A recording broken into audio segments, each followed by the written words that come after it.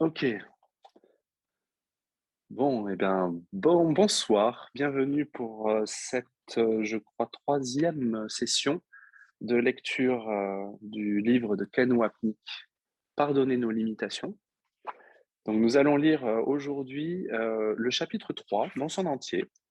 Et c'est un chapitre qui est absolument, je pense, qui va être splendide, qui va générer, qui va certainement susciter beaucoup de réflexions, euh, peut-être beaucoup de sourires aussi. Je trouve qu'il s'inscrit pas mal dans ce contexte aujourd'hui en particulier, puisque nous sommes le jour du premier tour des élections. Et ce chapitre s'appelle Un frère et tous les frères, avec le verbe être, hein. Donc, un frère et tous les frères, sans exception. C'est une citation du cours.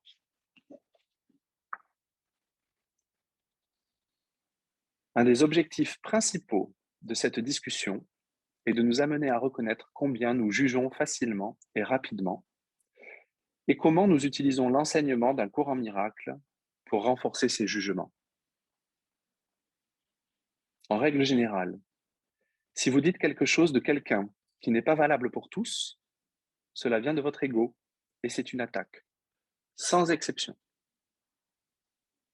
Nous partageons tous le même système de l'esprit faux, sans exception. Nous partageons tous le même système de pensée de l'esprit juste, sans exception. Nous partageons tous le même pouvoir de choisir entre les deux, sans exception. Et cela est valable pour tous, sans exception. Quand on parle de limitation précise, on tombe dans le jugement, ce qui veut dire qu'on entend la voix de l'ego. Nous avons fait le jugement pour écouter l'ego et nous formulons ces jugements comme si cela ne nous concernait pas. Qu'il soit question de faits perceptuels ou métaphysiques, on ne fait que séparer et limiter la filialité. Il est très utile de ne faire aucune exception dans nos évaluations, car cela nous permet de ne prendre au sérieux ni ce que l'on pense de soi-même, ni ce qu'un autre peut penser. Il n'y a aucune différence entre attaquer, louer ou donner un sens spirituel aux limitations, les nôtres comme celles d'autrui. La particularité est la particularité. Chaque évaluation d'une limitation qui n'embrasse pas toute la filialité vient de l'ego et ne fait qu'engendrer davantage de pensées égotistes. Épictète adoptait une attitude stoïque d'équanimité, excusez-moi, et de paix quoi qu'il lui arrive. Et Jésus nous offre cette même vision. Être en paix quoi qu'il se passe autour de nous.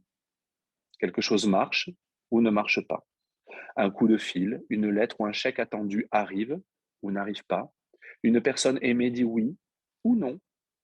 Quand vous êtes dans votre esprit juste, rien de cela ne peut ébranler votre paix. Notre situation est celle de quelqu'un qui va tous les matins à l'école et demande à l'enseignant: Jésus, que dois-je apprendre aujourd'hui? Il répond que nous apprenons toujours la même chose. La seule que nous ayons besoin de savoir est que les formes que prend l'apprentissage n'ont aucune importance. Qu'ai-je appris hier? Que vais-je apprendre aujourd'hui ou demain? Le pardon. Il peut arriver une leçon qui est un rapport avec mon corps, avec le vôtre ou avec celui d'une personnalité publique. Ce que la journée nous présente n'a aucune importance et elle ne présente jamais que le scénario inconscient de l'esprit, car c'est nous qui écrivons le curriculum. Parce que le contenu de la leçon est toujours le même. Bien que s'appuyant sur des prémices métaphysiques différentes, Épictète et Jésus nous invitent à adopter la même équanimité. Que vous rencontriez quelqu'un qui exprime l'amour ou qui appelle l'amour, sans tenir compte de la forme, votre réponse reste l'amour. Même si l'appel à l'amour prend la forme d'une attaque ou d'un mauvais traitement, le contenu de votre réponse qui vient de l'esprit juste reste le même. La leçon est que la forme ne fait aucune différence, et c'est ce que veut dire la prière de Jésus pour la nouvelle année à la fin du chapitre 15. Rends cette année différente en faisant que tout soit pareil. Nous rendons cette année différente de toutes les autres en faisant que tout, cette année et chaque année, soit pareil. Ce qui veut dire que la réponse de l'esprit à toutes les situations est la même, car le but que leur donne l'esprit juste est le même. Tout ce qui se passe dans votre vie est porteur de la même leçon, c'est-à-dire voir qu'une ombre est une ombre et qu'elle n'est pas la réalité. Si vous la voyez comme une ombre, vous ne réagirez pas, dans le sens où vous ne lui donnerez pas le pouvoir de troubler votre paix.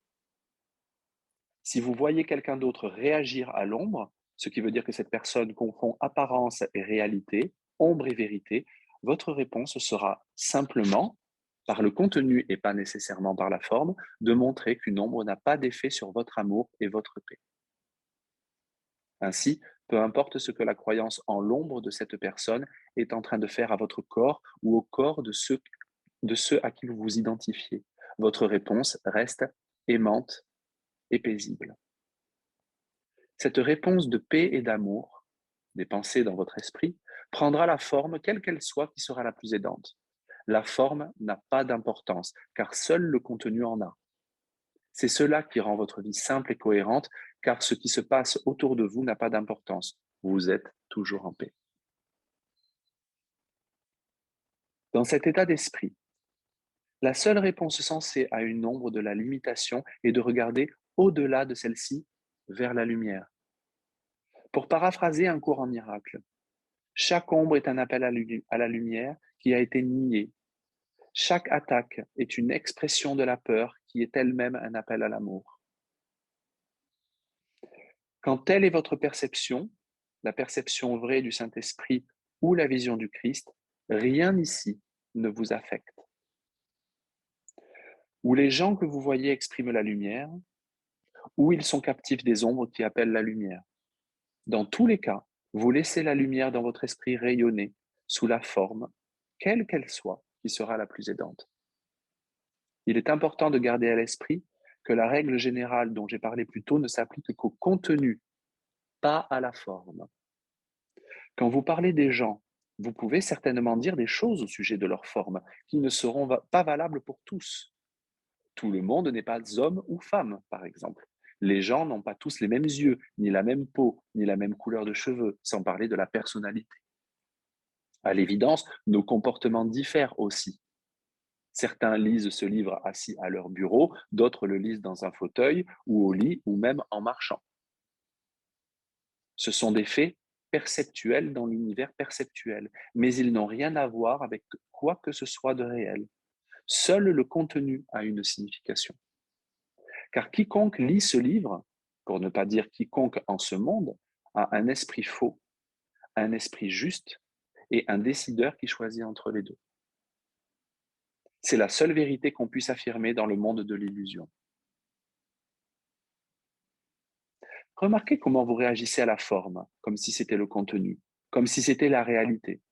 Cela ne veut pas dire que vous ne devriez pas avoir de point de vue, politique, éthique, religieux, etc. Cela veut seulement dire que vous ne devriez pas laisser à ce point de vue le pouvoir d'accentuer les différences et la séparation. Avoir un point de vue n'est qu'un aspect de ce monde d'ombre, de jugement et de distinction où nous demeurons. Essayez de ne pas oublier que le monde de la séparation a commencé quand nous avons étiqueté la minuscule et folle idée comme péché, cessant de la considérer comme une ombre et faisant d'elle une chose mauvaise accomplie par un méchant qui doit être puni.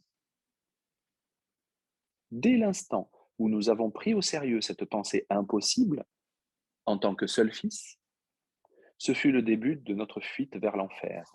Fuite qui se poursuit depuis dans des gouffres de plus en plus profonds de désespoir et de mort. À cause de la réaction de l'ego, Jésus nous demande de ne plus voir le monde comme une prison, mais comme une école dans laquelle nous observons les manifestations de la minuscule et folle idée, toutes choses en ce monde, et en les considérant uniquement comme les ombres d'une illusion.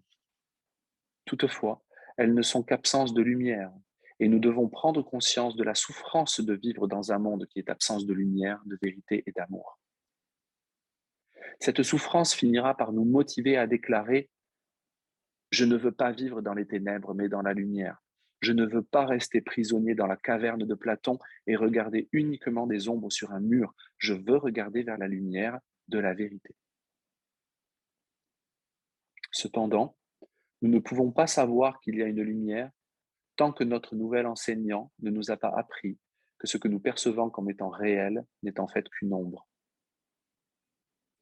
Quand nous jugeons la limitation, la minuscule et folle idée, en disant que c'est une réalité, soit bonne ou mauvaise, nous avons jugé Dieu et rejeté sa parfaite unité. Jésus nous rappelle sans cesse que l'amour particulier et la haine particulière sont les mêmes. Que nous aimions ou haïssions quelque chose, cela reste quelque chose. À l'instant où nous sentons que quelqu'un ou quelque chose suscite une charge en nous, c'est le signal qui devrait nous faire arrêter, retourner à l'esprit et dire à Jésus, aide-moi s'il te plaît. Je me suis encore laissé prendre par l'ombre que j'ai cru réelle. Un courant miracle nous aide à comprendre pourquoi nous nous laissons prendre par l'ombre et la croyons réelle.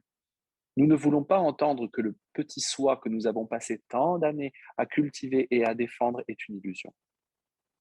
Nous voulons entendre qu'il est une réelle substance. De plus, que c'est une substance qui a été causée par quelque chose d'autre, la cause de notre malheur et de notre détresse.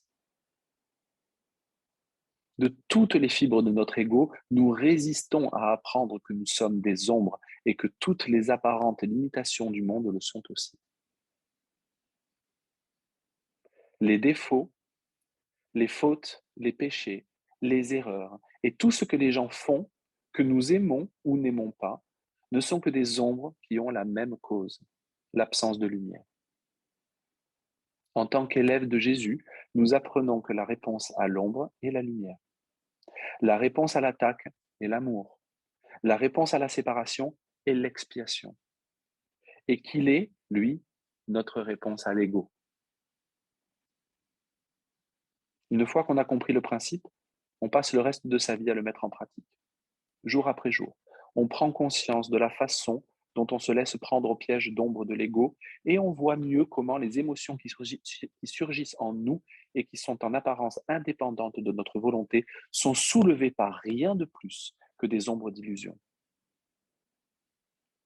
Toutefois, quand vous êtes contrarié par une limitation, vous ne la voyez plus comme une ombre, car vous redevenez prisonnier dans la caverne d'ignorance de Platon et vous ne voyez plus que des silhouettes sur le mur.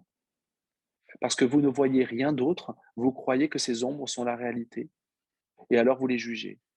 Certaines grandes, d'autres petites, certaines que vous aimez et d'autres que vous n'aimez pas. Comme je l'ai dit plus haut, tout ce que vous dites sur quelqu'un qui ne peut être généralisé et s'appliquer à la filialité tout entière est une illusion, et c'est par conséquent une attaque. Or, cela ne concerne pas la forme. Ne niez pas ce que voient vos yeux physiques, mais laissez Jésus vous enseigner à ne pas prendre au sérieux ce qu'il voit.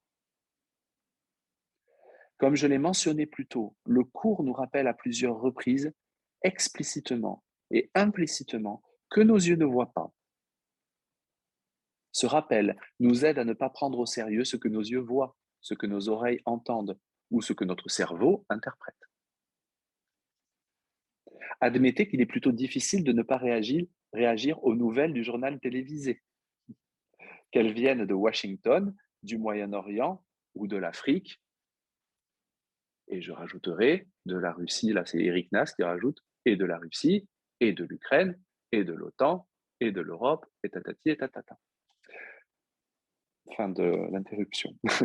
Encore une fois, je ne parle pas d'un point de vue, mais d'une réaction émotionnelle qui perturbe notre paix. Cela devrait vous aider à comprendre que vous ne voulez pas sortir de la caverne de Platon, mais que vous souhaitez y rester avec quelqu'un d'autre comme responsable de votre emprisonnement. Vous ne voulez pas encore voir que c'est vous qui êtes responsable de votre emprisonnement et qui détenez la clé pour faire tomber les chaînes de la culpabilité. Votre journée devrait donc être l'école dans laquelle Jésus vous enseigne à redéfinir les limitations, vos limitations personnelles ainsi que celles que vous voyez autour de vous. Vous ne voyez que des ombres. Leurs formes sont légion, mais elles ont toutes le même contenu illusoire. La leçon 161, qui parle de ce principe de généralisation, reconnaît notre difficulté à la fois à comprendre que nous sommes un et à appliquer cette vision à notre vie quotidienne. Jésus nous dit la vérité très clairement. Nous ne faisons qu'un, tout en nous aidant à l'appliquer avec douceur et avec patience. Ces franches affirmations de la vérité, combinées à des applications pleines de douceur et de bonté de cette même vérité, sont l'un des aspects d'un courant miracle qui le rendent unique parmi les spiritualités du monde. Voici le passage. Un frère et tous les frères. Chaque esprit contient tous les esprits, car chaque esprit est un. Telle est la vérité. Or, ces pensées rendent-elles claire la signification de la création? Ces paroles s'accompagnent-elles d'une clarté parfaite pour toi? À quoi d'autre que des sons vides peuvent-elles ressembler? Jolies peut-être, pleines de bons sentiments, et pourtant fondamentalement incomprises et incompréhensibles. L'esprit qui s'est enseigné à penser concrètement ne peut plus saisir l'abstraction dans le sens où elle englobe tout. Nous avons besoin de voir un peu pour apprendre beaucoup. Le 161, paragraphe 4. Jésus commence par citer l'une des idées métaphysiques les plus importantes de son cours. Un esprit et tous les esprits. Et il poursuit en disant que nous n'avons aucune idée de ce dont il parle. De jolis mots et de beaux sentiments, mais insignifiants pour nous à cause de la multitude de besoins et de demandes qui nous affectent. Les corps ayant à traiter avec d'autres corps. Par-dessus tout, comme Jésus l'explique dans les 2 paragraphes précédents de cette leçon, nous sommes des créatures concrètes.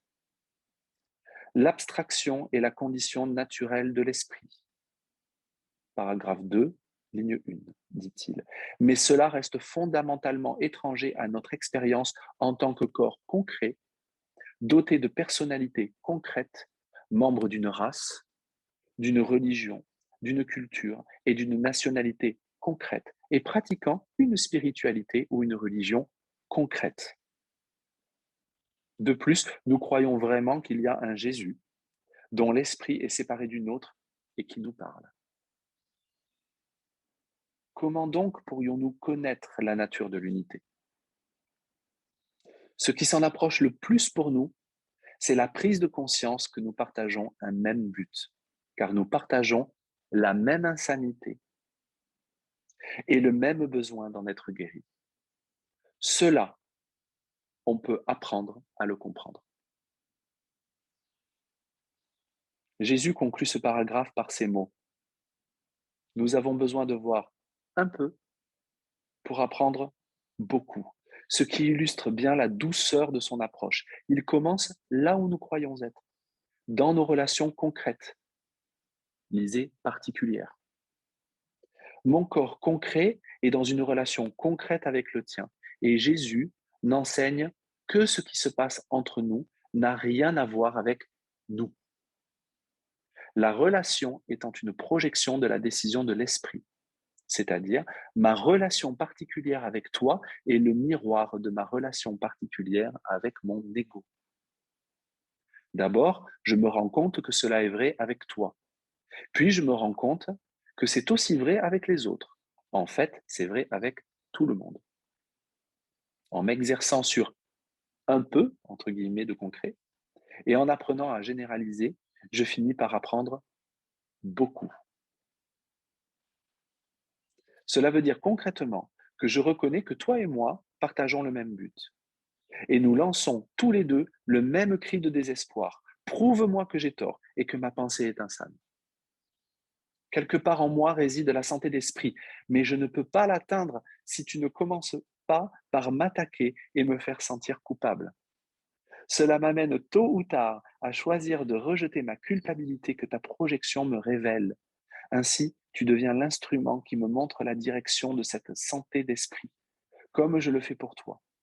Nous lançons tous ce même appel à l'aide, s'il te plaît. Montre-moi qu'il y a de l'espoir en me montrant que j'ai tort.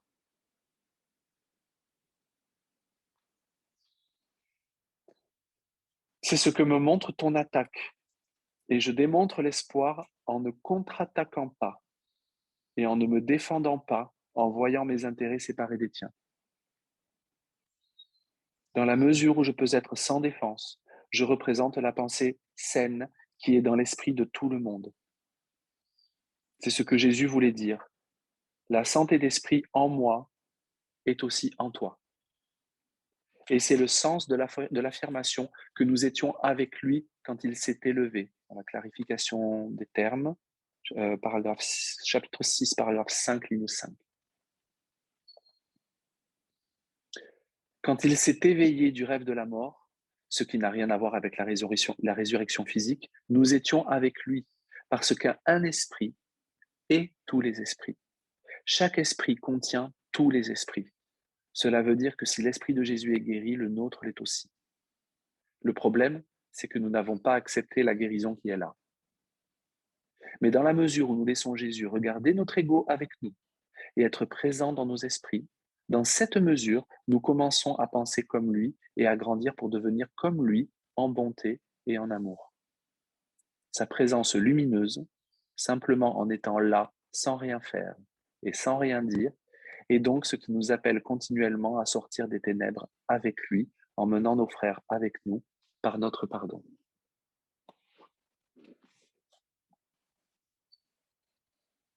Question.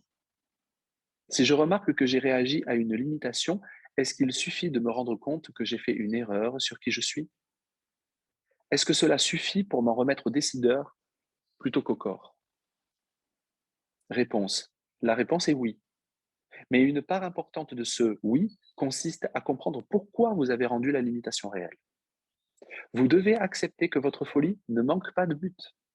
Pour évoquer la fameuse phrase d'Hamlet, votre folie est de choisir la limitation, et elle ne manque pas de méthode, parce qu'elle vous garde ici, tout en blâmant quelqu'un d'autre.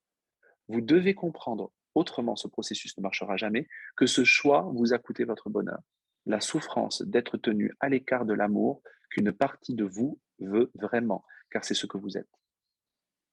Votre mauvais choix vous a aussi tenu à l'écart de Jésus, car vous avez peur qu'au contact de son amour, vous, c'est en italique dans le texte, vous disparaîtriez. Excusez-moi. L'essentiel pour l'ego est de préserver le soi en rendant quelqu'un d'autre responsable de la perte du grand soi. C'est pourquoi nous avons des corps. Et c'est pourquoi nous les avons fait se reproduire comme ils le font. D'autres corps nous ont fait. Nous ne sommes pour rien dans notre naissance. Ce qui me fait peur, c'est que mon esprit sera submergé par la culpabilité si je reconnais le fait que je me suis fait. Alors plutôt que de regarder à l'intérieur et de choisir différemment, je rends la culpabilité réelle, je la projette et considère tous les autres comme responsables de ma misère. C'est seulement en retournant à l'esprit que je peux reconnaître que la culpabilité est une décision que j'ai prise, témoin de mon péché qui dit que je me suis séparé et que maintenant j'existe. La culpabilité devient donc l'une des plus puissantes défenses dont dispose l'ego pour m'empêcher d'apprendre que je n'existe pas. Je ne suis pas séparé et je n'ai pas péché. Rien n'est arrivé car l'unité de Dieu et de son Fils reste indivisée. Un Fils et tous les fils, sans exception.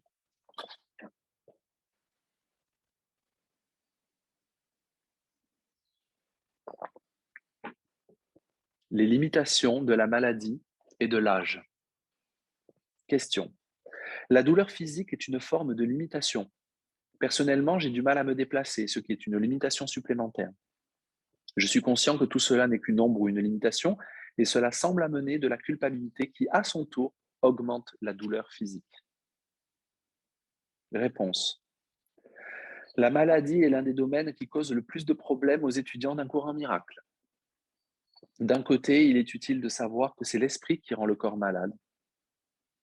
Au niveau pratique, par lequel nous devrions toujours commencer, Pensez à notre ami Épictète et acceptez simplement que votre corps est malade. En vieillissant, nous devenons presque inévitablement de plus en plus invalides et il est clair que nous ne pouvons plus faire ce que nous faisions il y a 30, 40 ou 50 ans. Par conséquent, il est normal de faire tout ce qu'on peut pour minimiser la douleur quand on est malade, mais on peut le faire dans la paix et l'équanimité, ou dans la colère et le ressentiment et la culpabilité. L'essentiel est de ne pas se concentrer sur le corps parfait et de ne pas se crucifier parce qu'on vieillit. En un mot, la réponse est que vous ne devriez pas être contrarié.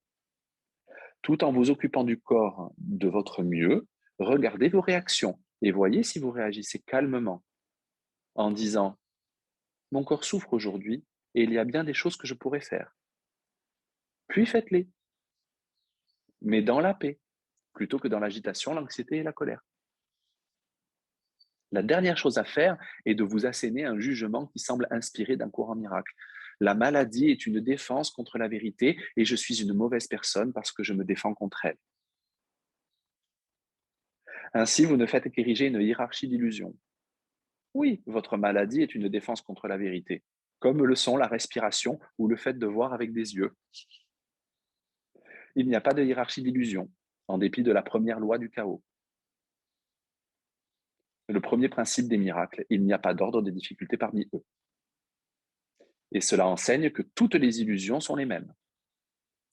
Ces premiers principes de l'ego et du Saint-Esprit sont les fondements de leur système de pensée respectif. Les 4 autres lois du chaos dérivent de la première. Et si vous compreniez ce premier principe des miracles, vous n'auriez pas besoin de lire les 49 suivants, ni le reste du texte. Vous seriez aussi exempté du livre d'exercice, car ce premier principe contient le système de pensée du Saint-Esprit en son entier. Tout est illusion, une ombre est une ombre. Si vous êtes tenté de vous juger parce que vous avez du mal à sortir du lit le matin, n'en faites pas une exception. Rappelez-vous, je devrais donc aussi me sentir coupable de respirer. Et c'est valable pour tout le monde. Tout le monde n'a peut-être pas la même difficulté à sortir du lit, mais c'est seulement la forme. Tout le monde ici pense qu'il ou elle est un corps, ce qui veut dire que tout le monde ici essaye de limiter l'amour. Votre condition physique n'est qu'une autre expression de ce vœu secret. Si vous reconnaissiez que votre symptôme n'est qu'une forme de la minuscule et folle idée, vous comprendriez que vous n'avez pas à choisir entre avoir mal ou non. Il s'agit de choisir entre regarder la douleur avec les yeux de l'ego, ce qui vous amène à maximiser son importance, et à la regarder par les yeux du Saint-Esprit, ce qui vous amène à la considérer comme votre école pour la journée et peut-être pour le reste de votre vie. Vous devriez vous concentrer uniquement sur le choix de l'enseignant que vous allez inviter dans votre esprit, celui qui rendra l'ombre réelle, ce que la culpabilité et le jugement font toujours, ou l'enseignant qui vous aidera à comprendre que ce n'est qu'une ombre qui n'a pas d'effet sur la paix de Dieu en vous.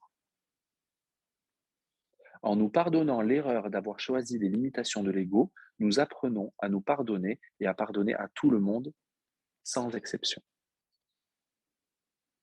Rappelez-vous ce que dit la deuxième partie de l'introduction du livre d'exercice. Ce qu'une seule leçon vous apprend sur votre ombre particulière de la limitation peut s'appliquer à toutes vos relations et à toutes les situations dans lesquelles vous vous trouvez. Non seulement est-il vrai que c'est un mensonge de dire quelque chose de quelqu'un qui n'est pas valable pour tout le monde, mais il entre aussi dans le système délirant de l'ego qu'on puisse dire quelque chose d'une situation sans l'appliquer à toutes les situations. Une maladie grave n'est pas différente d'une maladie qui ne l'est pas. Un désaccord avec votre conjoint n'est pas différent de l'imminence d'une troisième guerre mondiale. Le contenu reste le même. L'apparence ne fait aucune différence. Au bout du compte, 1 fois 0 n'est pas différent de 1000 fois 0. Combien de fois allez-vous multiplier rien en pensant obtenir quelque chose en réponse? Donc, si vous ne regardez pas n'importe quelle situation et toutes les situations de la même façon, vous savez que vous avez encore choisi l'ego parce que vous faites des distinctions. En voyant la différenciation, vous avez rendu la séparation réelle, ce qui veut dire que vous avez rendu les ombres de la limitation réelle, et vous ne pouvez pas en être libéré. Question. En vieillissant, nos corps semblent nous faire défaut et je comprends qu'en réalité, c'est mon esprit qui fait cela. Mais pourquoi mon décideur choisit-il la forme d'une douleur grandissante au fur et à mesure que je vieillis? Réponse. Cela établit que nous sommes victimes de la vieillesse du corps, une autre façon de rendre le corps réel. Ne regardez pas votre corps vieillissant autrement que n'importe quel autre problème dans votre vie. Ce n'est qu'une autre forme de dévotion au corps, un exemple de la façon dont l'ego a fait un monde de limitation pour dire que nous sommes les prisonniers de ces ombres, ce qui nous les rend réels. Il est vrai que dans le rêve, que les corps vieillissent, que le corps vieillit. Vous pouvez être en paix, même quand votre corps ne fonctionne pas comme il fonctionnait il y a plusieurs années. Dites-vous simplement, c'est un fait que mon corps se détériore dans le rêve. Mais qu'est-ce que cela a à voir avec ma paix intérieure? C'est la leçon. En principe, bien sûr, nous pourrions vivre vieux sans aucune détérioration ni infirmité. Mais le fait que ça ne soit pas le cas ne nous rend ni bons ni mauvais. Essayez de résister à la tentation de juger en fonction de la forme. Certaines personnes vieillissent avec plus de grâce que d'autres, puisqu'elles sont des ombres différentes des autres.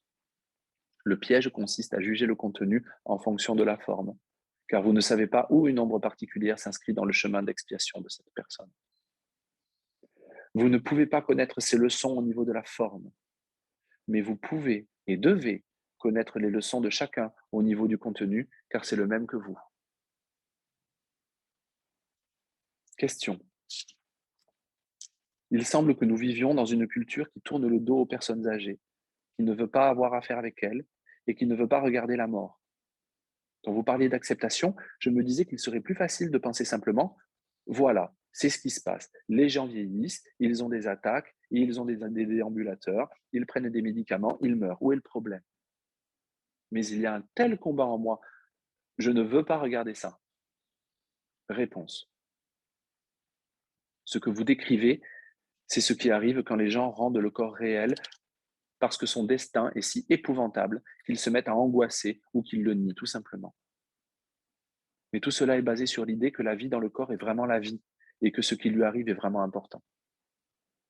Puisque l'ego nous dit que nous sommes que nous, puisque l'ego nous dit que nous sommes le corps et que nous devons maintenir notre existence, la préservation du corps prend de la valeur. Comme un cours en miracle le souligne, la mort est une des pensées essentielles du système de l'ego. Parce que si la mort est réelle, il va de soi que la vie doit l'être aussi. Et s'il en est ainsi, alors la vie de Dieu ne l'est pas. La mort du corps prouve donc sa réalité, sans parler du système de pensée qui lui a donné naissance. Une fois que vous avez rendu le corps réel, vous ne pouvez pas gagner, car soit que vous vous inquiétez pour lui, soit que vous le niez.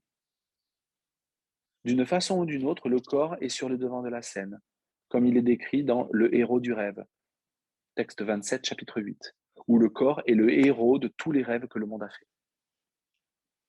Étant donné cette insanité, il est plus sain et plus utile d'accepter ce qui se passe. Ici, les corps vieillissent et les choses tournent mal. Vous vous occupez du corps, car il est bête de souffrir inutilement.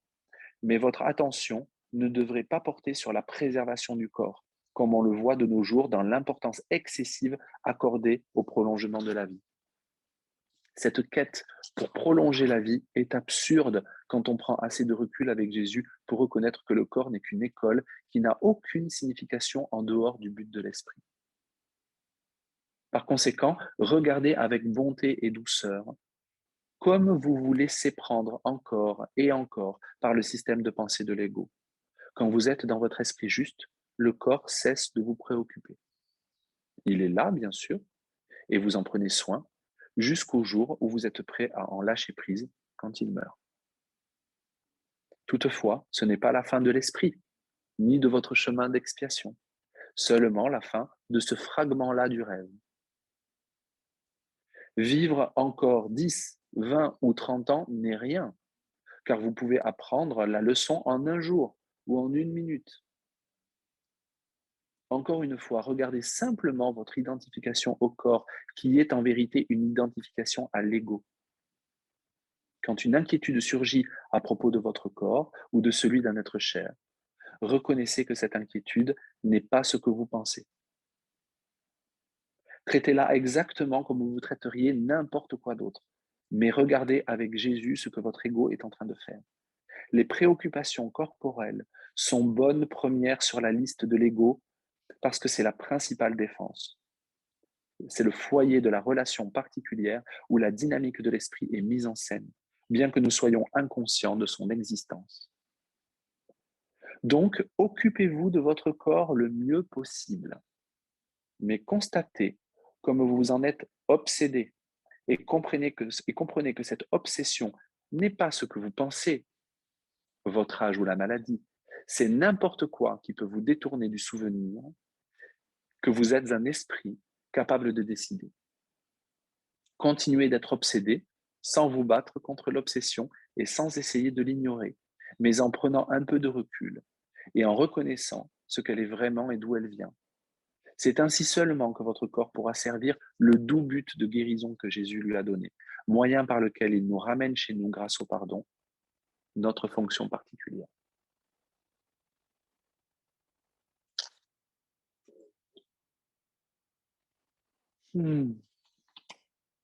Voilà, c'est la fin de la lecture du chapitre 3. Mes amis, je vais réétablir les micros pour que si vous voulez participer, échanger, donner votre ressenti, exprimer quelque chose, vous puissiez le faire.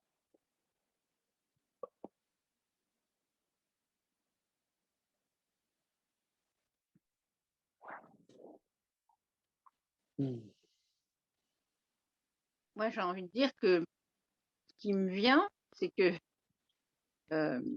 quand je lis ça, je me dis, bah oui, mais c'est bien sûr, bah évidemment, bah, de toute façon, tout du long, je me dis, mais bien sûr, mais oui.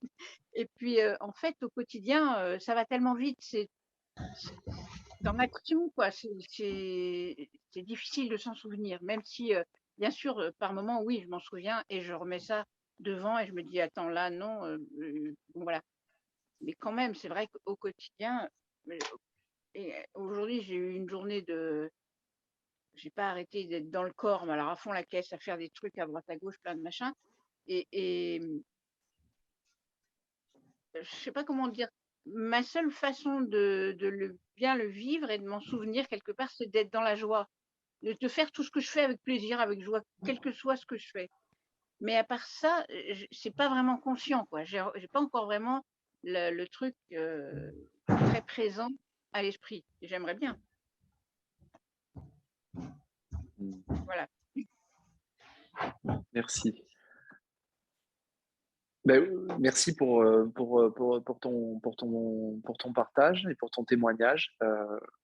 Et je pense qu'il est vraiment absolument essentiel de se rendre compte, il n'arrête pas de nous le dire, de se rendre compte, non pas, il y a la théorie, il y a l'apprentissage, il y a la leçon, et le travail de cette leçon, l'approfondissement de cette leçon, c'est de remarquer, plutôt que de se concentrer sur les belles choses qu'il nous dit, plutôt de se rencontrer à quel point on a du mal à l'appliquer et à quel point on se laisse emporter par nos émotions, nos jugements sur autrui, nos réactions, nos affections corporelles, nos blâmes. Voilà. Mm. Et de les regarder.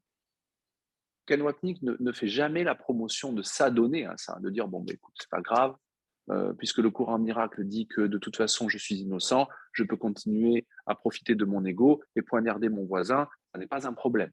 Ça n'est pas ça. Il nous demande de prendre ce recul nécessaire sans nous juger, avec une infinie douceur, une infinie patience, et de nous rendre compte qu'il n'y a pas de différence, que nous faisons toujours ça, y compris quand nous respirons. Y compris quand nous respirons. Ça ne veut pas dire qu'il faut culpabiliser quand on respire.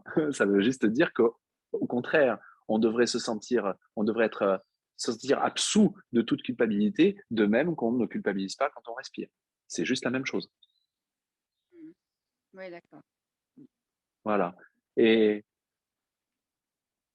il ne faut pas non plus, par rapport à ce que tu disais, toi tu fais les choses dans la joie, c'est très bien. Il ne faut pas non plus trop décortiquer la crevette. Hein. Je veux dire, si tu ressens de la joie, tu ressens de la joie. Ah bah oui, tout le Voilà. temps. Eh ben, c'est merveilleux. Je veux dire, il faut pas non plus. Voilà, simplement cette joie. Après, c'est à nous de savoir est-ce que cette joie inclut tout le monde. Est-ce que tout le C'est monde c'est est accueilli dans cette joie, indépendamment de la forme? C'est ça. Et si on ressent ça, ben, réjouissons-nous, hein, alléluia, et ne pas décortiquer la crevette. J'aime bien cette expression. OK. Mm. Avant que la séance commence, on parlait justement, Robert, si tu me permets, je vais reciter ce que tu disais par rapport à l'impression qu'on peut avoir, au sentiment qu'on peut avoir quand on allume la télé, quand on regarde les infos, quand on regarde les réseaux sociaux, les chaînes, peu importe. On peut avoir une impression de fausseté, que on ne sait plus à quel sens se vouer, et tout a l'air aussi faux, tout a l'air faux. Et encore une fois, il ne s'agit pas de nous forcer, parce qu'on est des bons étudiants du Coran miracle, à aimer les news sur telle chaîne ou à aimer absolument. C'est pas ça. Ou à voir absolument la vérité. C'est pas ça. C'est voir que tout est pareil. Il n'y a pas de problème à dire que c'est faux ou que quelqu'un ment à partir du moment où, dans le contenu, on inclut tout le monde, y compris nous-mêmes, Mmh. dans ce mensonge. Parce que nous sommes tous ici à prétendre que nous sommes des corps, à prétendre que nous sommes des individus séparés, des esprits séparés, à prétendre que nous avons réussi notre coup de séparation d'avec Dieu. Nous sommes tous en train de mentir. Ils sont tous des menteurs, ouais. Ce qui ne veut absolument pas dire que dans la forme, il n'y a pas des différences. Ça veut juste dire que quand on part de cet espace où on a tous le même mensonge et tous la même vérité et tous la même capacité de choisir entre les deux, eh bien, nous ne serons plus ou nous serons de moins en moins contrariés, perturbés. Nous ne donnerons plus de pouvoir aux mensonges, entre guillemets, dans la forme réelle ou supposée de quelqu'un, affecter notre paix. Et affecter notre paix qui inclut également ce frère ou cette sœur. Ce qui ne veut absolument pas dire que nous ne réagirons pas ou que nous ne ferons rien. Ça veut juste dire que quoi que nous disions à ce moment-là, ou quoi que nous fassions, ou quoi que nous ne disions pas ou que nous ne fassions pas, nous le ferons venant d'un espace de paix et de reconnaissance que nous avons tous les mêmes intérêts et que nous sommes tous pareils. Ça Eric, change absolument tout. j'ai envie d'ajouter quelque chose là. Vas-y, dis-moi. Je te suis complètement évidemment, mais j'ajouterais que c'est pas parce que je sais que ceux-là, tout comme moi, mentent, quoi qu'ils disent ou quand ils respirent, que je suis tenu de me maintenir dans une situation, dès lors que je peux en sortir en tout cas, qui ne me convient pas. Je sens que c'est pas juste. Bien sûr. Et l'exemple que je prenais pas un exemple, mais ce que j'évoquais, que tu cites là, c'est que Mm. ben, moi j'ai senti ça, et effectivement, plutôt justement que d'y réagir, quand j'écoute les news là, ben, j'ai aucune raison, si ça me va comme ça, de pas maintenir mon intérêt, mon attention là-dessus. Tout à fait. Tout à fait. Tout à fait. Merci de le préciser. C'est Mais je important pars aussi. pas en me disant, moi je suis mieux, moi je ne mens pas, moi je sais pas quoi. Enfin, tu vois, évidemment, c'est pas ça. Mm. Non, là, ça ne me convient plus. Ça m'a tellement convenu. Moi, la radio, ça m'a accompagné dès l'instant où je suis devenu aveugle et dans toute ma vie. Et un jour, donc il y a 2 ans, ben non, c'est fini. Mm. Et c'est bon de Bien sûr. respecter ça. Bien sûr. Comme on dit, hein, tu sais, on peut très bien regarder que, ah, en fait, Parce que, j'ai en mal fait, au doigt. cet exemple-là, il est valable pour n'importe quoi. Je suis pas, dès Absolument. lors que je peux, je suis pas tenu de m'imposer des situations hein, en me disant ça va être mon école, etc. Alors que je peux très bien quitter cet endroit Mhm. ou si je le peux en tout cas. Si je le peux pas, bon, ben, je vais accueillir, je vais m'inviter à rester dans la paix, etc. Autant que je le peux en tout cas. Mais si je peux aller voir ailleurs, en quelque sorte, pourquoi me retenir? Absolument. Absolument. Tu as tout à fait raison et c'est très bien de le dire. C'est C'est un peu comme de dire, tiens, j'ai mal au doigt, j'ai mal au doigt. Et puis de seul coup se rendre compte, ah mais en fait j'ai mal au doigt parce que c'est à cause de la porte, parce que la porte n'arrête pas de se refermer sur mes doigts. Ben oui, par Et puis exemple. d'un seul coup se dire, et je peux effectivement, donc du coup, puis se rendre compte qu'en fait la porte n'y est pour rien, mais c'est moi qui mets les doigts dans l'entrebâillement de la porte. Et Voilà, on c'est peut, ça. bon, c'est le processus du pardon, mais ça ne veut pas dire qu'on doit laisser les doigts. On peut retirer les doigts. Exactement. Très Ça bon ne veut, exemple. alors, oui, voilà, ça ne veut, en fait, encore une fois, ça ne veut rien dire, si tu fais bien de le préciser, c'est vraiment, nous, notre élan, euh, tu conviendras peut-être avec moi que parfois, on se dit, ah moi, moi je l'entends, hein, à moi, de toute façon, je ne regarde plus les infos parce que ça me pollue l'esprit, par exemple. À ce moment-là, déjà, je conseillerais jamais à quelqu'un de faire quelque chose de particulier parce que c'est son chemin. Mais je me dis, Ken disait aussi parfois, il est bon de rester un petit peu, juste au moins Oui, pour voir dans ce cas-là, comment il y a je sais, quelque chose. voilà. Dans ce cas-là, il y a quelque chose Voilà. à voir. Quelque chose à C'est voir quand dans on ce est cas. en paix, en fait. Quand on est en paix, Ouais, qu'on regarde les choses et quand on est en paix, bien sûr, on retire les doigts. C'est comme on peut sortir aussi d'une relation qui est toxique. oui, c'est ça. On n'est pas obligé de se dire, ah, c'est ma leçon de pardon, c'est ma croix, et de rester dans une relation qui ne nous convient pas. En fait, on est obligé de rien, en fait. Ne prenons pas pour un évitement, une fuite, Voilà. ou qu'est-ce qu'on peut encore dire, bon, se débarrasser d'eux, euh, Mm. euh, et la possibilité qui nous est offerte d'ailleurs Mhm. de retirer les doigts simplement de la porte. C'est pas une C'est du bon fuite. sens, en fait. Ben C'est oui, du bon sens. ben oui, Mais c'est entre nous et notre guide intérieur de savoir dans quel état d'esprit on fait ça, dans quel état absolument. d'esprit on quitte un travail, dans quel état d'esprit on quitte une relation. Et encore une fois, et même si on le faisait avec l'esprit faux, ben c'est une erreur. Et une erreur, ça se punit pas. Ça se corrige. Donc, de toute façon, mais les occasions, les leçons de pardon se représenteront à nouveau avec une autre forme. Donc, voilà. Donc, de temps en temps, pour certains, ça peut être juste de rester un peu plus longtemps dans une relation, dans un travail, ou de regarder pour pouvoir observer. Et pour d'autres, ça peut être vraiment tout à fait guidé par l'esprit juste de changer, de faire autre chose, de retirer les doigts de la porte, de quitter une relation toxique, comme une relation toxique qu'on pourrait avoir avec les news, par exemple. Les news à la télé, les news sur Facebook, les news sur YouTube. Est-ce que je regarde ça ponctuellement pour m'informer et je regarde et j'utilise ça avec Jésus comme école pour pour aller voir ce qu'il y a dans l'esprit, ou est-ce que j'y vais compulsivement pour regarder et pour justifier un état d'être? Ça, personne ne peut le dire pour quelqu'un. Personne. La seule chose que Ken et que Jésus nous engage à faire, c'est de regarder le plus honnêtement possible ce que nous faisons. Voilà.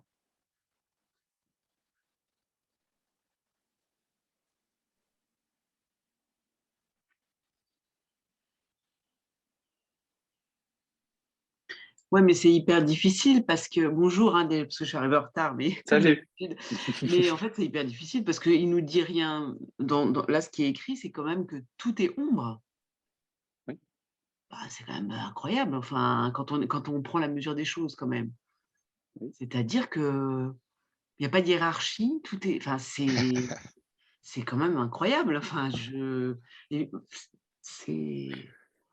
Je sais pas comment on peut négocier avec ça. Enfin, je parle de négocier, je sais pas, mais c'est compliqué, quoi. C'est C'est compliqué adorable. parce qu'on passe son temps à faire des hiérarchies. Ça, c'est important, ça, c'est pas important. Ça, c'est bien, ça, c'est Bien pas sûr. bien. Bon, je sais que c'est pas. Mais c'est difficile même d'avoir des repères, j'ai envie de dire. Je sais pas comment dire. C'est-à-dire que si on est dans le noir tout le temps, enfin, parce que tout est ombre, donc. Alors, on est dans le noir, non, parce qu'on regarde la lumière, mais. Enfin, je trouve ça compliqué. Enfin, c'est simple et compliqué en même temps, en fait. Oui, oui. Mon message est très flou, là, parce que je n'ai pas de Non, questions non, à il n'est poser, pas. c'est juste Il n'est pas flou du tout ton message. Je pense qu'il est. Bisous Brigitte. Il n'est pas flou du tout ton message. Pas du tout. Il est d'ailleurs, il en parle. Le premier principe des miracles, d'ailleurs, il ne nous prend pas en traite finalement, hein, puisque le premier principe des miracles, c'est qu'il n'y a pas de hiérarchie eh oui. dans les miracles. Et il le dit, la première loi du chaos, c'est qu'il y a des hiérarchies dans les illusions. Il y en a qui sont plus réelles que d'autres. Il ne nous dit pas que c'est quelque chose qu'on accepte. Il nous dit ça, c'est la vérité, et maintenant, on va établir un curriculum ensemble pour t'apprendre en utilisant tout ce que tu as fait, ton quotidien, tes relations, ton travail, enfin, ce que tu penses réel physiologiquement et psychologiquement, pour apprendre, non pas quelque part, apprendre de façon détournée cette leçon, c'est-à-dire apprendre à regarder à quel point tu ne crois pas cette vérité et ne pas t'en vouloir pour ça. Parce qu'encore une fois, la vérité n'a pas besoin de s'apprendre. La vérité, c'est ce qu'on est. Elle n'a pas besoin de s'apprendre. La lumière n'a pas besoin d'apprendre à briller. Mais on a besoin d'aller voir toutes les ombres et les ténèbres, tout ce qu'on a interposé entre nous et la conscience que l'amour est notre héritage. C'est le début du cours. C'est un peu comme si on est voilà, je suis dans une véranda, on est dans la véranda. Et puis un jour, un coup de folie, je décide de me séparer de la lumière de la véranda et je prends un gros pot de peinture noire et je peins tous les vitres, tout. Je peins tout en noir. Et quand j'ai fini, j'ai fait « Ah, j'ai tué le soleil !» Et là, je pars dans mon délire. Mon Dieu, c'est horrible, c'est horrible. Et je commence à faire des trucs, des danses du soleil, des religions, des machins, des trucs pour pouvoir me faire pardonner du soleil. Parce que j'ai tué le soleil. Et le Saint-Esprit, c'est la fée du logis qui vient nous voir avec son pchit-pchit et son chiffon et il dit « Attends, on va regarder, sache que le soleil est là, il existe. Ça, c'est la vérité que j'ai oubliée parce que je suis dans mon monde de ténèbres. Comment faire pour se souvenir du soleil ? Il dit, t'inquiète pas de ça, le soleil, il n'a pas besoin de toi pour briller, il n'a pas besoin que tu fasses quoi que ce soit pour briller. Par contre, on a besoin d'aller voir que tu as mis une couche de peinture. Et le pardon, c'est d'aller voir ça, et l'expiation, c'est pchit, pchit, et je commence à frotter. Et quand je commence à frotter, mais d'abord, je ne veux pas aller regarder cette sacro-sainte peinture noire, parce que c'est mon univers. Alors, je ne veux pas, et je ne l'écoute pas. Mais quand je commence à nettoyer, il y a des petits rayons de lumière qui passent. Et là, ça fait « Et je me souviens que, non, mais il y a le soleil brille encore. Mais c'est un travail, et ça n'est pas toujours simple, parce que ça demande un peu d'huile de coude. Mais pas parce que la vérité est compliquée. Il n'y a rien de plus simple que d'accepter que le soleil brille. Il n'y a rien de plus simple que d'accepter que la vérité est vraie. Il n'y a rien de plus simple et de plus naturel que d'accepter la vérité de qui nous sommes. Mais nous trouvons ça, nous faisons une expérience, l'expérience que c'est compliqué, voire très compliqué, et il est clair que nous avons, entre guillemets, un dur labeur, nous avons du travail, nous avons du pain sur la planche, pas parce que c'est compliqué, pas parce que c'est difficile, mais parce que nous résistons et parce que nous sentons très coupables. Donc, nous résistons et nous ne voulons pas. Il y a une partie de nous qui ne veut pas y aller. C'est ça qui fait l'expérience de complexité. Pas que la vérité est complexe. Elle ne l'est pas. Oui, Robert. Oui, j'ai juste envie d'ajouter, et il n'y a rien de plus simple que d'accepter que pour l'instant, je ne vois pas, que pour l'instant, quelque chose m'échappe. Tout à fait. Tout à fait. Que je ne comprends pas.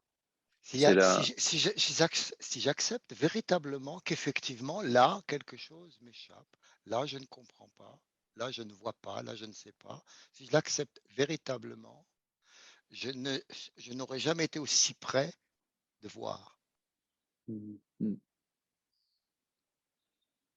Nous avons besoin de cet enseignant, la petite fée, la fée du logis. Nous avons besoin qu'il nous enseigne, qu'il nous montre comment nettoyer. Nous ne savons pas comment nettoyer. On a besoin aussi de remettre, de regarder que notre tasse de connaissances, de croyances est pleine. Et une tasse pleine ne peut pas être remplie. Il faut d'abord la vider. Si on commence à être désireux de vider petit à petit notre tasse de fausses croyances, la vérité automatiquement revient. Elle revient progressivement. Et comme il le dit, nous avons besoin de voir un peu pour apprendre beaucoup. Quand un ray de lumière passe à travers la paroi de la véranda, c'est un ray de lumière qui me rappelle quelque chose et que je peux appliquer à toute ma vie dans la véranda étant enténébrée et qui va me motiver et faire monter mon désir de nettoyer davantage.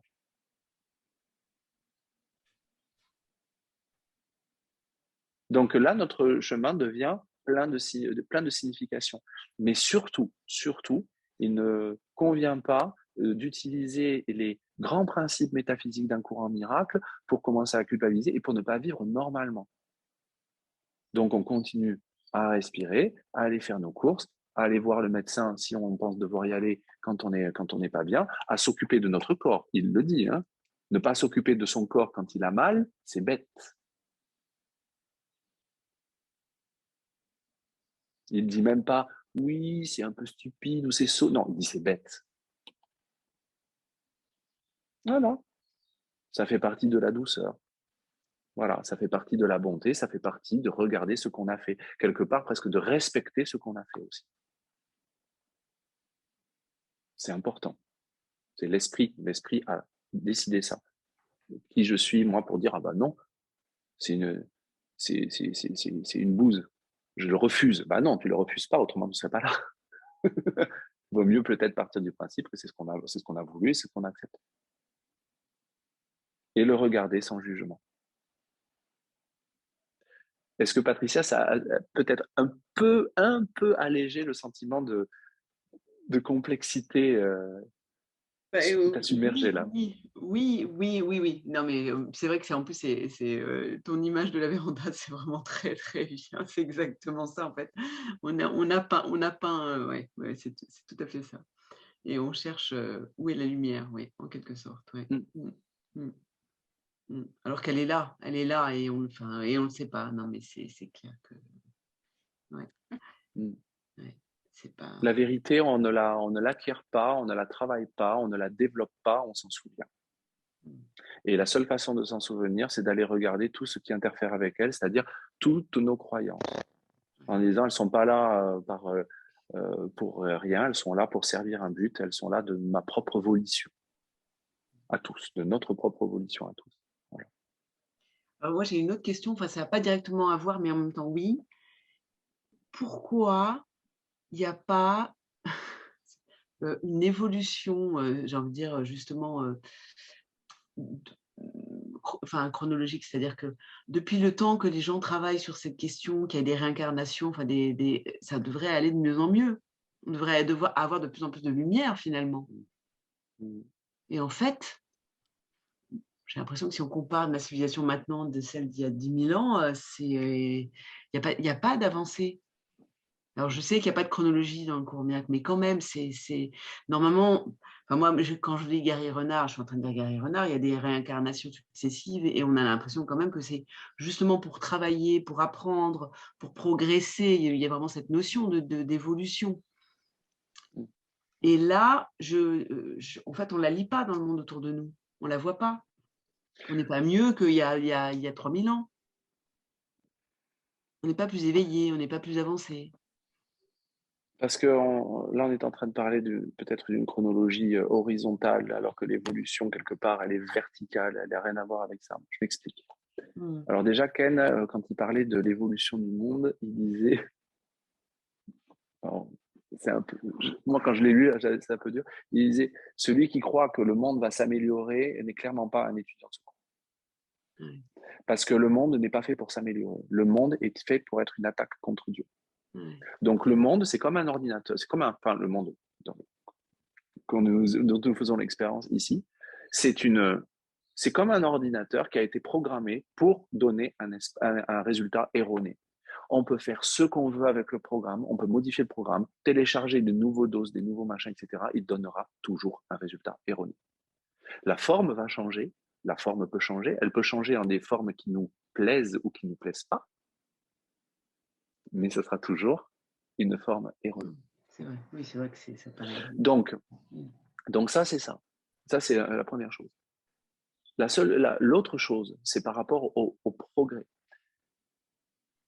la temporalité. Moi, c'est quelque chose qui m'avait, je parlais de mon expérience avec une image qui m'avait quand même touché. C'est vraiment une question que je me suis vraiment posée à un moment donné. Et si c'est une question qui vous taraude, je pense que c'est assez normal. Je pense qu'il ne faut jamais hésiter aussi à dire Jésus ou Saint-Esprit, écoute, c'est vraiment, j'aimerais bien ressentir ou quelque chose ou être en paix, avoir une expérience pour comprendre ce que c'est cette temporalité, quelque part. Dans mon expérience, ça s'était passé, je faisais cette demande très, très fort en allant faire mes courses à Naturéo avec mon cabas il y a quelques années. Et bon, moi, ça se passe de façon assez visuelle. Et en fait, j'étais vraiment voilà, normal dans la rue. Hein, mais d'un seul coup, tout le monde a fait cette expérience-là à un moment donné. D'un seul coup, il y a clac, ça devient clair. Il y a comme une image, il y a comme il y a un interrupteur, il y a un petit bout de véranda qui s'est certainement nettoyé, et il y a un trait de lumière qui est arrivé. Voilà. Et d'un seul coup, ça a été ah! Et voilà. Et moi, l'image qui m'est venue, peut-être parce que je suis aussi un enfant de la télé, et ben, c'était un Netflix cosmologique. Voilà. Donc j'ai eu ce truc de me dire ah, mais en fait, l'idée folle, la minuscule et folle idée de séparation, c'est automatiquement manifesté, entre guillemets, sur l'écran de l'esprit. Et chaque image, chaque image est un scénario mettant en scène la séparation dans toutes les dimensions possibles. Et on a un canevas passé, présent, futur, multidimensionnel de tout ce qui peut représenter la séparation. Et l'esprit va regarder. Et il passe d'une cellule, d'une image à une autre, à regarder. En fait, c'est comme on regarde une série. Et d'ailleurs, Ken utilisait beaucoup le côté salle de cinéma. Et on passe d'une série à une autre. Maintenant, chaque fois que l'esprit y va, il est soit avec l'enseignant de l'ego qui va lui dire « Regarde, ce que tu es en train de regarder est très réel », et donc il va s'enfoncer encore plus dans l'image, ou il peut écouter le choix du Saint-Esprit qui lui dit « Regarde, c'est ce que ton esprit a projeté, mais la source, c'est l'esprit. » Et à ce moment-là, c'est le pardon. Et quand le pardon est bien réalisé, eh bien, il y a une image qui n'a plus lieu d'être. Et à ce moment-là, elle n'a plus lieu d'être. Il y a d'autres images qui étaient, entre guillemets, liées à celle-ci, qui disparaissent aussi, qui n'ont plus besoin d'être regardées. Voilà. Donc, tu vois, c'est une évolution verticale, en dehors. Mais il ne peut pas, on appelle évolution dans ce patchwork de Netflix multidimensionnel et multitemporel, ce sont des changements. Ce n'est pas une évolution. Ce sont des changements qui donnent l'illusion d'une évolution, mais c'est toujours la même chose et c'est toujours des images de séparation. C'est toujours le même programme. Je te l'accorde qu'il y a des scénarios qui aujourd'hui, peut-être, on préférerait. Un scénario, par exemple, peut-être plus environnemental. Peut-être d'autres qui n'aimeraient pas un scénario plus environnemental. Mais attention, l'ego aujourd'hui, il est couleur pétrole, mais demain, il peut être couleur vert. Hein. L'ego, c'est l'ego. Hein. On peut être dans un enfer industriel comme dans un enfer vert. Hein. Et c'est ça. C'est pas la forme, c'est le contenu. Et je trouve que cette image, moi, m'avait énormément parlé. C'est bien, tu as beaucoup d'images. Et non, mais c'est super parce que je trouve que ça rend les choses beaucoup plus limpides. Moi aussi, je dois être visuelle, je sais pas, mais du coup, je comprends vraiment ce que tu veux dire, oui. Le Netflix, comment tu dis, Netflix multidimensionnel, spatio-temporel. Mais quand l'esprit s'éveille, il se rend compte qu'il est toutes les images, qu'il est tous les frères. Et à ce moment-là, il est en dehors du système temporel. Bien sûr. Avec Jésus, avec l'enseignant, c'est-à-dire on est en dehors du système temporel. C'est pour ça que dans le cours, il nous dit à plusieurs reprises, tu ne fais que revoir je ne sais plus comment il le dit, tu ne fais que revoir un film, je ne sais plus comment il le dit, s'il le dit comme ça, hein, qui s'est déjà terminé. En plus. Parce que l'esprit est déjà en dehors. L'esprit est déjà sur son canapé en train de regarder Netflix.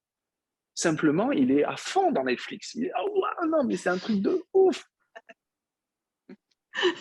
Et Jésus, c'est juste le gars à côté, notre grand frère à côté, qui nous dit, hey, calme-toi, c'est juste une série Netflix. Mais non, regarde, elle va se faire tuer, prends pas cette porte. Voilà. C'est très drôle. Ouais, c'est ça. Et on peut regarder ça. Maintenant, ça veut pas. Bien sûr que quand on est pris dans le truc, on a toutes les émotions. Hein, c'est presque un Netflix, là, en 4D. On ressent tout, on est le personnage. Mais on peut prendre. Enfin, moi, pour moi, ça m'a aidé à prendre cette distance salutaire, mais qui n'est pas du déni. C'est-à-dire que quelque part, ça m'a autorisé, je me suis autorisé aussi à ressentir. À ressentir. Si je suis triste, je suis triste. S'il y a quelque chose qui me révolte, ça me révolte. S'il y a quelque chose qui me met en colère, ça me met en colère. Mais ça ne dure pas parce que je le justifie moins. Je ne suis pas en train de dire je me sens comme ça à cause d'eux. C'est vraiment l'impression que ça donne, mais simplement je dis je ne suis jamais contrarié pour la raison à laquelle je pense. Mon esprit a dû faire le choix de s'identifier à la série Netflix. Voilà. Et de même que quand il y a quelque chose qui me remplit, de dire oh là là, c'est super, ça c'est une super décision, ça c'est génial, le monde va aller mieux. Je ne suis pas enthousiasmé pour la raison à laquelle je pense. Je suis enthousiasmé parce que mon esprit, et puis enthousiasmé, là on n'est pas dans un enthousiasme de paix, on est dans une espèce d'excitation parce que mon esprit s'identifie à la série Netflix. Et de même que quand à un moment donné je regarde quelque chose d'un seul coup, je suis chez moi, dans mon jardin, il fait beau, il y a les oiseaux, il y a les abeilles, il y a tout qui... Je me dis, je suis bien, je suis hyper bien. Je profite, mais mon esprit a dû faire le choix de la paix. Parce que les oiseaux et les abeilles n'ont pas le pouvoir de me donner la paix. Par contre, je peux les regarder avec la gratitude infinie qui vient de me rappeler que la paix est dans mon esprit, quoi qu'il arrive. Et j'étends l'amour. Et je les inclus dans cette paix. Ça ne veut pas dire qu'on nie les abeilles et les hirondelles. Hein. On les regarde différemment. Et c'est beau. Et c'est très, très beau. Et on peut regarder tout ça comme ça. On peut avoir, il le dit, des avis politiques divergents. C'est un peu, en ce moment, ne nous cachons pas, c'est un petit peu la mode quand même. Hein, on a tout à fait le droit d'avoir un avis différent. Le problème n'est absolument pas ça. Le problème, c'est d'en faire tout un plat. Le problème, c'est de penser que ces avis sont, comment dire, importants. Et il y a une façon peut-être de parler de son avis ou même d'échanger ou même politiquement de confronter des idées tout en venant d'un espace où on se souvient de l'enseignant qui nous apprend la leçon que nous sommes tous fondamentalement pareils, que nous avons tous le même système de pensée de l'esprit faux, que nous avons tous le même système de pensée de l'esprit juste et tous la même capacité de choisir entre les deux. Je laisse à notre appréciation à tous peut-être le soin d'imaginer un tout petit peu la qualité des débats qui pourraient en découler, plutôt que ce qu'on voit aujourd'hui. Voilà. Mais bon, ça n'est pas, voilà, c'est comme ça. On ne demande pas aux autres de faire ce choix. Le principe du cours, c'est d'accepter l'expiation pour nous-mêmes, donc d'accepter ces principes et cette guérison pour nous-mêmes. Pourquoi ? Parce qu'un esprit et tous les esprits, sans exception. Un frère et tous les frères, sans exception. Quand j'accepte l'expiation pour moi-même, c'est toute la fidélité qui accepte l'expiation pour elle. Si je juge un frère et que je juge que les différences d'un frère et que ces différences, j'en fais quelque chose de signifiant, c'est-à-dire qu'elles nous distinguent, qu'elles nous séparent, à ce moment-là, je vis par le principe qu'un frère n'est pas tous les frères et que nous sommes séparés. Et encore une fois, ça ne veut pas dire qu'on nie les différences de forme. On parle que du contenu, là. Il y a des femmes, il y a des hommes, il y a des plus jeunes, il y a des plus vieux, il y Il y a des gens qui sont non-voyants, il y a des gens qui voient, il y a des gens qui sont beaux, il y en a qui sont moches. Il y a des blonds, il y a des chauves, il y a des bruns, des noirs, des blancs, des rouges, des verts, des jaunes.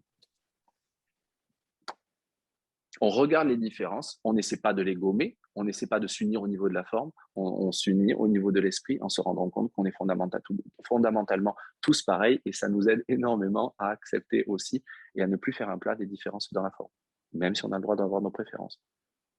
Et du coup, comme disait Robert, ça veut dire aussi que quand il y a certaines formes qui, à un moment donné, ne nous conviennent pas, eh ben, on peut se retirer de cette forme, de cette relation, de ce travail, ou des doigts de la porte en paix.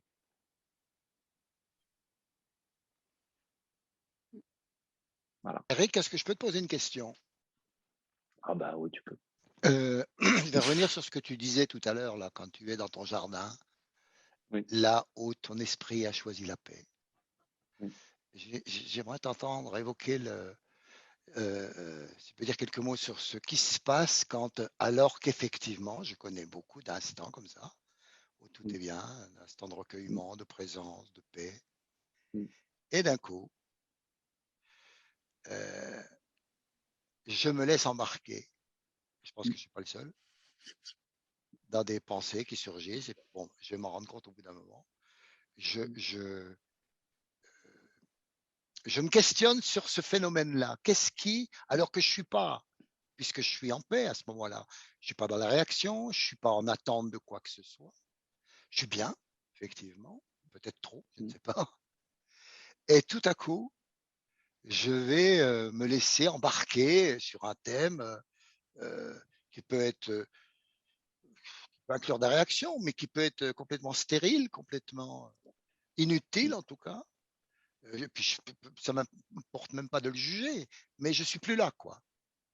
Et là, c'est comme si là, ouais, j'aimerais bien savoir ce qui se passe.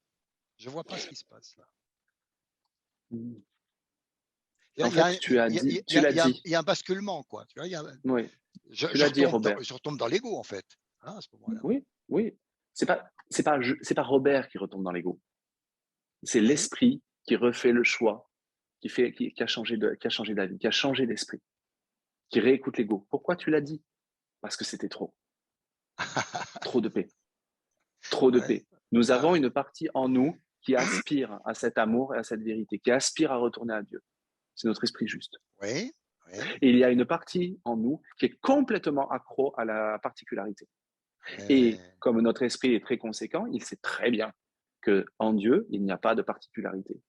Il n'y aura plus de particularité. Et là, l'ego dit, enough, stop. Stop. Trop, c'est trop. Tu as eu ta dose d'amour, maintenant, tu reviens. Fais ça. Et là, tu pardonnes. Et là, tu regardes, il n'y a rien à faire, certainement pas à se lamenter, mais juste à dire, ah, mon esprit doit avoir encore peur de l'amour. Voilà. Parce que c'est ce qui se passe. C'est ce qui se passe. C'est une dépendance. Accro. Et ben, c'est comme les alcooliques, quand à un moment donné, il faut d'abord, pour pouvoir guérir, reconnaître, bonjour, je m'appelle Eric, je suis alcoolique. Eh bien, bonjour, je m'appelle Eric et je suis accro à l'ego. Il y a une grande délivrance de le dire avec un sourire, parce que c'est la vérité. C'est parce que je suis là. Nous sommes là. Bonjour, je m'appelle Robert, je suis accro à l'ego. Mais je me soigne. Voilà. Et c'est valable pour tout le monde ici. Absolument tout le monde. Sans exception, comme il le dit. Sans exception. Autrement, nous ne serions pas là. Donc voilà ce qui se passe. Et je vais relire un tout petit passage du texte qu'on a lu, là, du chapitre 3. Un cours en miracle nous aide à comprendre pourquoi nous nous laissons prendre par l'ombre et la croyant réelle. Nous ne voulons pas entendre que le petit soi que nous avons passé tant d'années à cultiver et à défendre est une illusion. Nous voulons entendre qu'il est une réelle substance, de plus que c'est une substance qui a été causée par quelque chose d'autre. Il y a une partie de nous qui ne veut pas l'entendre et il y a une partie de nous qui le veut. Et le processus du cours, c'est d'observer ça. Comme le dit, quand dans la partie « Qu'est-ce que le pardon ?» Le pardon regarde, patiente et tranquillement ne fait rien. Que fait le miracle? Le miracle ne fait rien, il regarde la dévastation et tranquillement rappelle à l'esprit que ce qu'il voit est faux. Il dit aussi que le Saint-Esprit utilise les contrastes dans notre expérience. Pourquoi? Parce qu'à un moment donné, notre esprit est loin d'être bête et nous, il comprend que quand le choix du Saint-Esprit est fait, le choix du choix du système du Saint-Esprit, c'est-à-dire le système de pensée, le choix pour le pardon, pour les intérêts partagés, pour voir que tout le monde est pareil ici, eh bien, je fais une expérience de paix, de joie, de bien-être. Pas un bien-être physique, un confort, un massage. Mais je fais cette expérience-là dans le jardin, de faire qui est un reflet. Hein. Ce n'est pas l'expérience ultime, c'est un reflet. Et quand je fais le choix de la séparation, des intérêts séparés, de l'ego, de la peur, donc peur, particularité et bisous Yasmina, eh bien, je ne me sens pas bien. Voilà. Et le Saint-Esprit a besoin de ces contrastes. Ce n'est pas le Saint-Esprit qui établit les contrastes. Bisous Yasmina. Ce n'est pas le Saint-Esprit qui établit les contrastes. Mais comme notre esprit oscille entre les deux systèmes de pensée, le Saint-Esprit ne juge absolument pas cette oscillation. Il va utiliser cette oscillation et ces contrastes pour nous enseigner qu'il y a une chose que nous désirons vraiment, un système de pensée que nous désirons vraiment, et un autre qui ne nous rend pas heureux.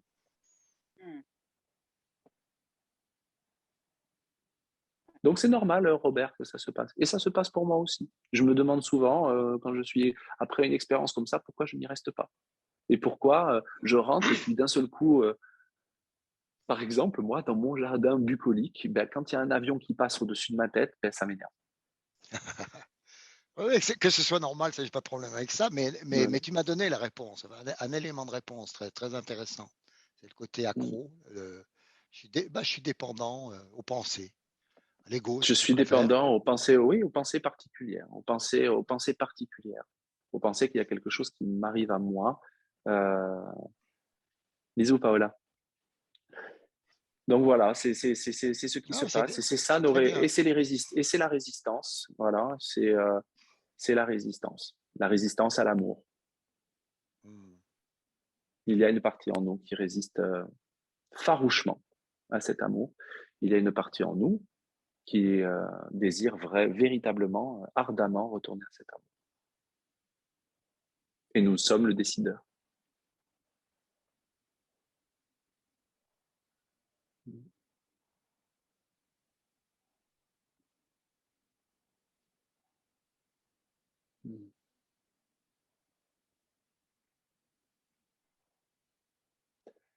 Les amis, il est 21h24. Avant qu'on nous quittions, est-ce que quelqu'un veut dire une dernière chose? Non? Moi, j'ai une question, Katrina, si je peux vite fait. Oui, tu peux, Katrina. Oui. Quand tu dis, OK, quand tu es dans ton jardin, tout ça, tout va bien, tu es heureux, c'est pas juste les oiseaux, le soleil et tout, c'est parce que tu as fait une décision pour la paix. OK. Mais moi, je suis quasiment toujours bien au soleil. OK? Donc, je tolère pas le manque de lumière. Donc, quand je suis au soleil, si je suis dans la nature, tout va bien, je suis heureuse, je suis joyeuse. Si je suis chez moi, tout d'un coup, il y a un nuage qui passe, tout de suite, je déprime. Donc, pour moi, c'est pas juste une décision pour la paix, c'est vraiment quelque chose de chimique avec le soleil et les oiseaux et tout qui me rend heureuse, tu vois? Tu es accro au soleil comme je suis accro aux pensées. Ah ben, je suis aussi accro aux pensées, je suis accro à tout ce qui est pas bon pour moi. C'est pas mal, c'est pas mal, Katrina. Hein, mais effectivement, quand on est au niveau du corps, notre corps a besoin du soleil pour avoir des réactions chimiques. Ça, c'est le corps, c'est les lois du corporel, les lois physiques que nous avons faites. Mais simplement, les lois physiques ne se tiennent pas d'elles-mêmes. Elles sont une décision de l'esprit. D'ailleurs, si on n'avait que du soleil, on serait bien content que la pluie tombe quand même parfois. Donc, ça dépend des perspectives. Il y a des gens qui n'aiment pas le soleil.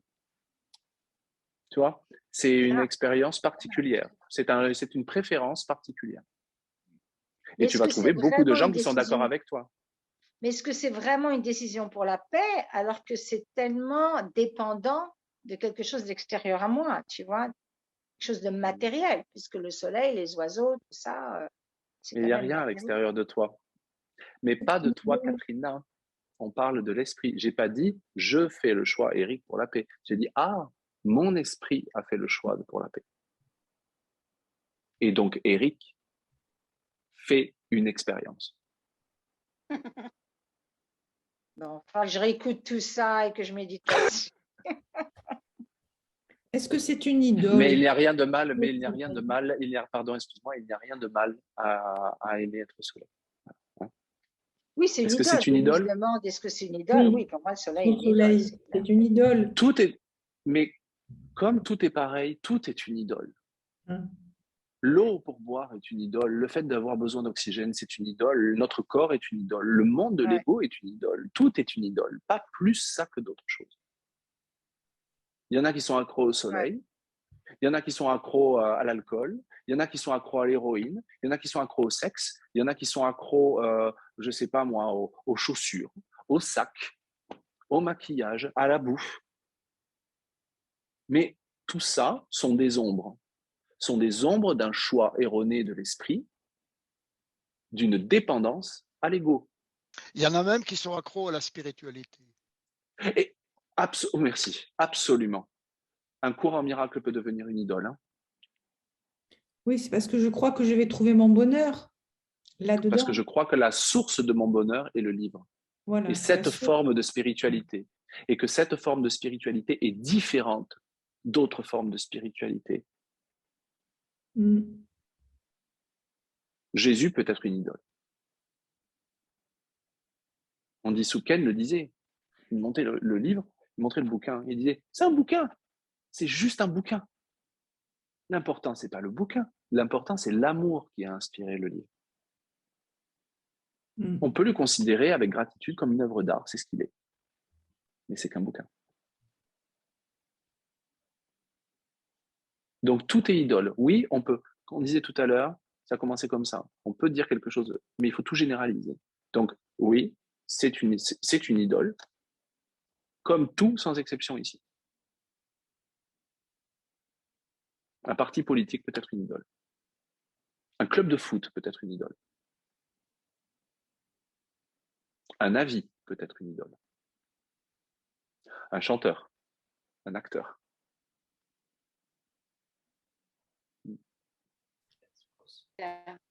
Mon idole. Eh ben, tu nous as préparé une chanson pour qu'on conclue? Bah oui, si vous voulez.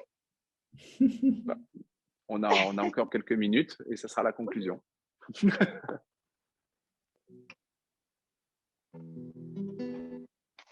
Alors, attends, pour le m'installe, c'est un peu compliqué parce que mon téléphone est branché. Bah, c'est celle que je t'ai envoyée une fois qui s'appelle Souviens-toi.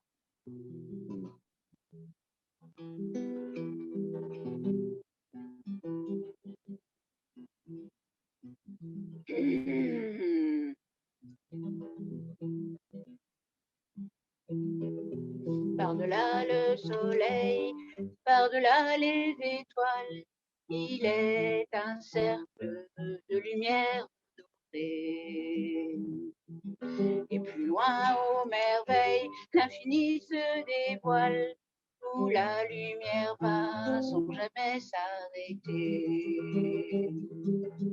Souviens-toi, souviens-toi, souviens-toi, souviens-toi. Souviens-toi, souviens-toi, souviens-toi, souviens-toi.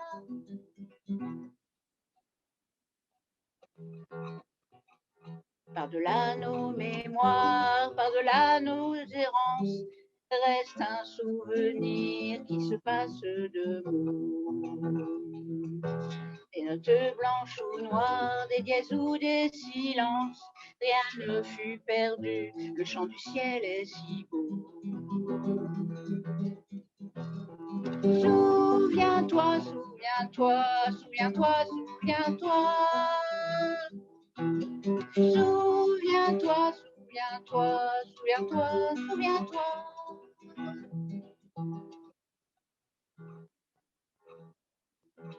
accepte la vision et tes yeux lentement reviennent vers elle car tu es son enfant. Écoute le frisson, retrouve en toi le chant, joins-toi en il ou elle et oublie le temps. Souviens-toi, souviens-toi, souviens-toi, souviens-toi. Souviens-toi, souviens-toi, souviens-toi, souviens-toi.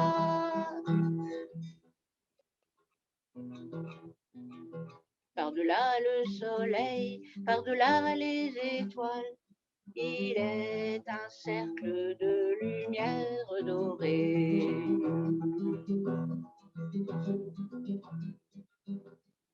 Souviens-toi, souviens-toi, souviens-toi, souviens-toi. Souviens-toi, souviens-toi, souviens-toi, souviens-toi. Souviens-toi, souviens-toi, souviens-toi.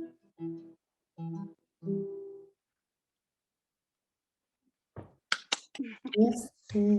Merci. Merci, Je voudrais merci, dire merci beaucoup. Moi, c'est ce que me fait le cours toujours. J'ai toujours l'impression, même si c'est pas conscient, c'est vraiment dans l'inconscient, de ranimer des souvenirs, quoi.